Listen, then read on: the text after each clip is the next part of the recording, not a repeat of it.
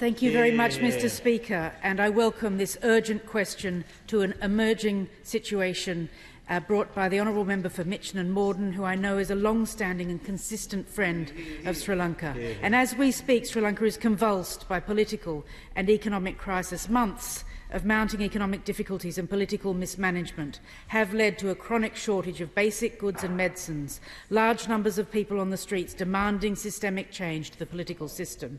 Reports now indicate that President Rajapaksa has fled to the Maldives in a military jet rather than resigning and facing the consequences, leaving the country in political paralysis and the announcement of a state of emergency. While I sincerely hope that a new government with popular support can be swiftly formed, from past evidence we know that the Sri Lankan people have experienced extrajudicial killings and human rights abuses, and the fear is that amidst the chaos and the latest announcement may lead to increases in community tensions, reprisals or further examples of human rights abuses. And as a member of the Commonwealth family, this would be completely unacceptable, and I have to say I'm unimpressed by the Minister's response to date and the fact that this urgent question was laid for her boss, the Foreign Secretary.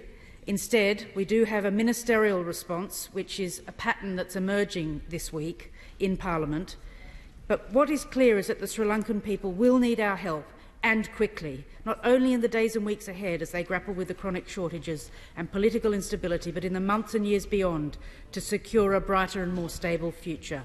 Two brief questions, Mr. Speaker. Firstly, the Minister will know that I wrote to her on the 29th of June asking for a response with this emerging situation. This is not new. It's been bubbling away for 2-3 weeks, and yet I have not had a response to my inquiry. Would she give this House the courtesy of a reply and confirm that on her return to the office she will have officers draft a response reflecting the updated situation overnight? And secondly, could she outline the more immediate support offered to Sri Lanka, the engagement with partners in the region, including India, and whether the government will now redouble efforts to bring to justice those implicated in human rights abuses in Sri Lanka? We have this unique opportunity not only to support an ally, a friend and a member of the Commonwealth during their time of need, but help to bring peace, justice and a more sustainable and brighter future to the Sri Lankan people. Thank you, Mr. Speaker. Well, I'm just going to remind people, and I've said it before, if we go over time, I will cut them off. Please stick to the allocated time. That's the grounds that we grant UQs. Please, Minister.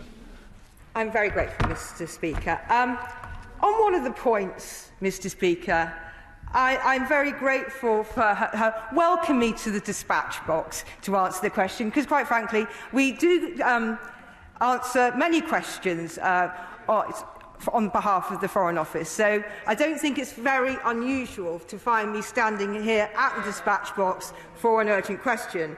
In terms of her letter, I would be more than happy to respond to the letter after the debate. I'm not going to go over many of the things I've already said before.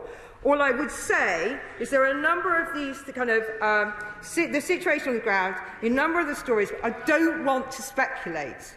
It is a very fast-moving situation. It's fluid, and we are monitoring it very closely. And I would also say the Minister for South Asia has been working very closely on this matter and does raise human rights issues.